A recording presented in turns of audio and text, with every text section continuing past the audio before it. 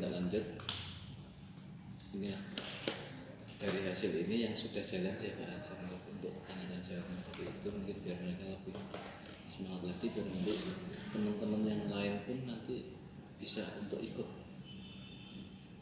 Soalnya kadang mereka banyak punya hasil karya mereka, cuma bingung untuk memasarkannya.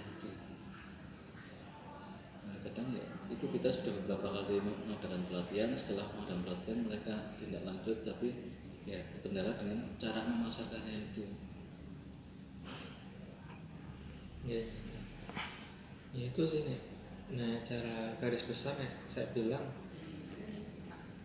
saya itu 3 biasanya. Pertama, Google My Business tadi kan baru dibikin, harusnya ada lebih intens lah, harusnya lebih intens.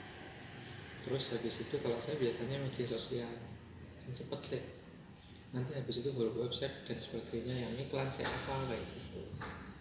Tapi sekali lagi itu harus memang butuh effort yang lebih gitu, tidak bisa cuma 1-2 jam, agak susah sih itu. Saya jawabnya itu nimpalin kok ke Mas Ferry dia itu malah cenderung dari Rakernas atau apa tadi Bapak yang bilang tadi, jadi Diskominfo juga support teman-teman disabilitas itu mending nembusi dinas-dinas saja, tapi memang dijadwalkan dalam artian jauh-jauh hari sebelumnya, berarti dinas manapun kan akan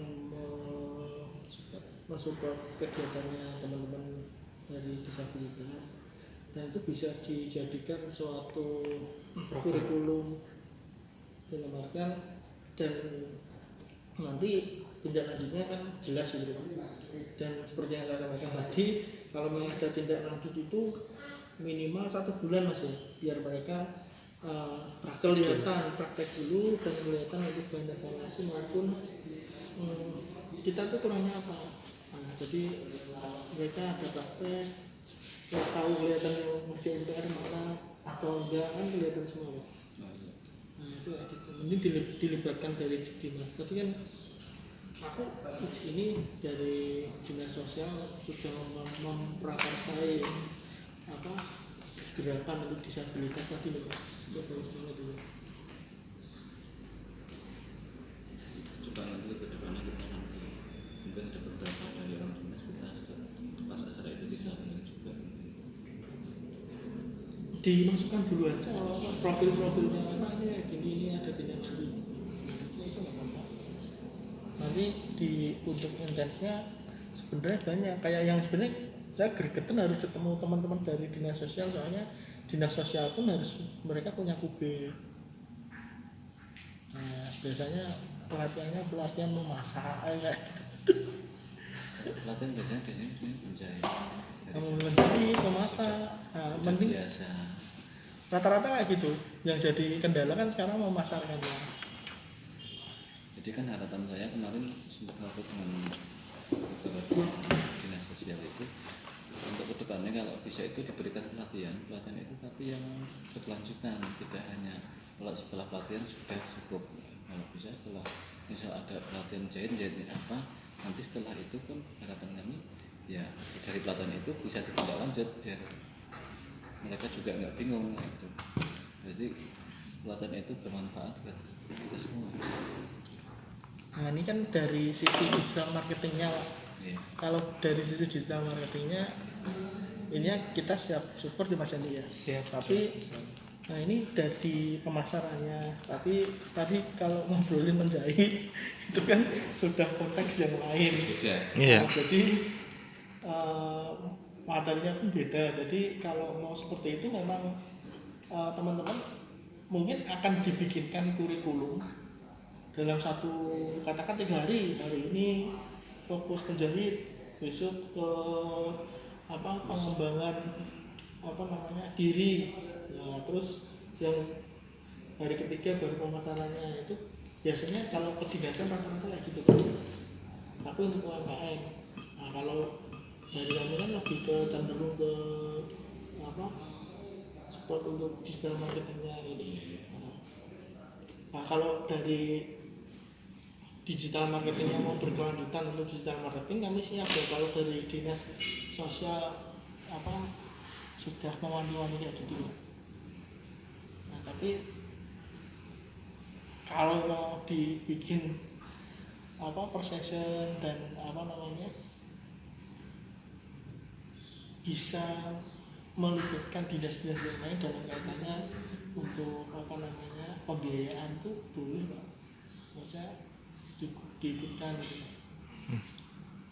Oke, nanti kita sampaikan ke dinas sosial untuk hal ini biar nanti dinas-dinas yang lain bisa mensupport dari teman-teman dari disabilitas di lingkungan ini. Karena kasihan sekali untuk para teman-teman disabilitas pun ternyata setelah ditelusuri door to door ternyata mereka banyak mempunyai karya mereka yang mereka bisa lakukan, cuman ya itu aksesibilitasnya untuk beli bahan terutama itu yang bagi yang agak berat itu kan memang susah. Kayak kemarin kita ada kunjungan ke Lirong, satu keluarga itu ada 7 orang bisa 7 orang atau keluarga itu bisa beda semua. Itu mereka repotnya di itu akses untuk belanja yang itu susah dan pemasarannya pun susah. Mas, apa sih kesan dan pesan untuk sahabat disabilitas Kebumen? Nah, ini kalau saya jujur gini Mas, saya kaget sebenarnya. Kaget itu ekspektasi dan realita itu beda.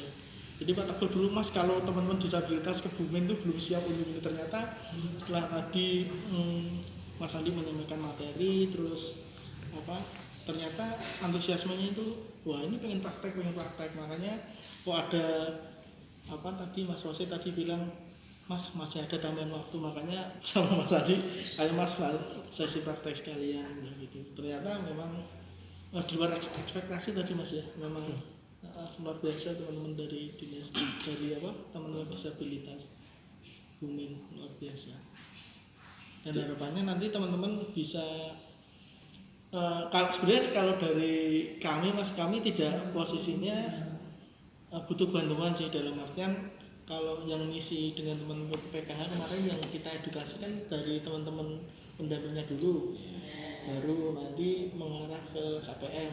Nah katanya teman-teman pendamping akan menjadi kepanjangan tangan dari kami dan kaitannya membantu untuk mendampingi. Nah, katanya gitu karena Gapura Digital itu cuma segelintir orang Pak di Jogja Pak, memang dibantu sama teman-teman fasilitator, tapi kesemuanya memang sudah punya kesibukan sendiri-sendiri dan mungkin nanti Mas Rosi, Pak Teguh bisa lebih intens dalam kaitannya ikut ya mendampingi dalam artian nanti kalau teman-teman ada grup kita dilibatkan di sana boleh, tapi maaf sebelumnya Pak, grup kami banyak banget Mas ya. Makanya kalau kalau tidak ada yang tanya itu biasanya akan vakum gitu loh. Nah makanya nanti biar grupnya hidup, mungkin dari teman-teman relawan ikut memberi percikan-percikan pertanyaan biar suasananya hidup, itu biasanya untuk menggugah. Betul. Nah kalau itu sih dari saya Pak, saya pribadi. Kalau Mas Andi gimana Mas Andi? Kalau dari saya sama sih sebenarnya ya, dalam artian bahasanya tuh di luar ekspektasi gitu. Di luar ekspektasi maksudnya apa? Mereka kan dapat inputan info itu apa bahasanya itu agak sulit gitu ya untuk berkembang, untuk diajak maju dan sebagainya. Tapi kalau dari saya tadi begitu lihat aja udah wow gitu ya, full gitu ya. Dari yang diagendakan 28 yang hadir. Itu menurut saya sudah menunjukkan antusiasme yang lebih gitu ya. Itu satu. Terus yang kedua, saya pikir ketika bahas satu persatunya segala macam juga ya enak ya paham lah ya. Terus yang berikutnya ketika ditanya produk-produknya pun juga menurut saya sudah sangat siap. Itu sudah sangat siap. Nah hanya saja memang yang perlu digarisbawahi, yang perlu ditingkatkan ya selalu itu apa namanya, menjaga motivasi dan action, itu aja sih. Kalau yang lainnya saya pikir sudah clear. Soalnya kan poin utama kan mau nggak mau kan motivasi toh, Iya. semangat toh. Jadi cita-citanya apa harus dijaga terus ya, dan praktek gitu. Praktek mau nggak mau praktek, kalau nggak ada praktek yo itu yang melemahkan. Ya kayak kemarin kan saya tahu untuk teman-teman nggak usah bawa pulpen, nanti kita teori, kita nanti langsung praktek. Ya. Karena dari beberapa teman-teman juga sebenarnya kayak Karno dan yang lain sebenarnya punya karya, cuman mereka masih malu untuk memunculkan dari karya-karya mereka. Dari tadi saya pertanyaan itu kan ada beberapa yang memang masih belum ada, itu sebetulnya di project sebetulnya ada, cuman masih malu untuk memunculkan, Mas. Karena mungkin satu sisi mereka belum percaya diri dengan hasil karyanya dia. Ya lumrah sih, saya bilang lumrah, cuman ya itu poinnya kan tadi yang saya sampaikan ya harus percaya diri dulu. Nah gitu. Terus kayak gitu lumrah, yang penting minimal tahu dulu, tahu kan sudah, oh ya seperti itu. Kalau orangnya niat, semangat, terus tambah praktek, terus tinggal ibarat nunggu hasil saja. Kenapa? Karena ketika praktek kan umumnya di sana ada kendala apa segala macam tuh. Nah, ketika ada kendala itu yang tadi disampaikan Mas Ferry, tanya enggak, kayak gitu loh. Ketika ada kendala kan ada dua opsi, satu dia nyari tahu sendiri, yang kedua dia akan tanya. Cuman itu, asal itu bisa terlewati ya, yakin lah. Menurut saya gampang. Dan yang paling gampang tadi sebetulnya media sosial. Menurut saya itu aja. Mas, apa sih visi dan misi dari Google Gapura Digital? Mas Ferry lebih tepat menjawab. Kalau sebenarnya dari itu pertanyaan yang harus dijawab oleh teman-teman dari pusat. Kalau dari Gapura Digital sendiri sih sebenarnya pengen membantu untuk teman-teman pelaku usaha untuk usahanya go digital. Dan sebenarnya kelas dari Google sendiri itu punya kelas reguler, Mas, yang bisa diikuti setiap minggunya, dan itu biasanya di hotel. Tapi di tengah pandemi ini teman-teman bisa mengikuti kelas secara online, jadi via daring, dan bisa mengikuti berbagai materi-materi yang sangat menarik. Tentunya materi yang sudah disesuaikan dengan kondisi yang ada sekarang. Jadi kalau sekarang materinya memang berkaitan bagaimana meningkatkan di tengah pandemi seperti itu. Jadi memang ada tema pandeminya di situ, karena memang yang disasar Google sekarang bukan UMKM lagi, tapi semua aspek masyarakat yang terdampak oleh pandemi ini. Jadi sekarang Google lebih mengedepankan semuanya, Mas. Dalam artian sekarang tidak hanya pelaku usaha, tapi teman-teman yang dari dinas tenaga dari teman-teman yang terdampak terkena PHK itu sebenarnya yang sekarang dijadikan sasaran untuk pelatihan dari Google seperti itu. Jadi kalau mungkin ini kelas offline pertama selama pandemi, Mas. Jadi dari selama ini memang kita kelasnya online, dan ini dari teman-teman disabilitas Kebumen ya, itu sudah mengundang kami, terima kasih.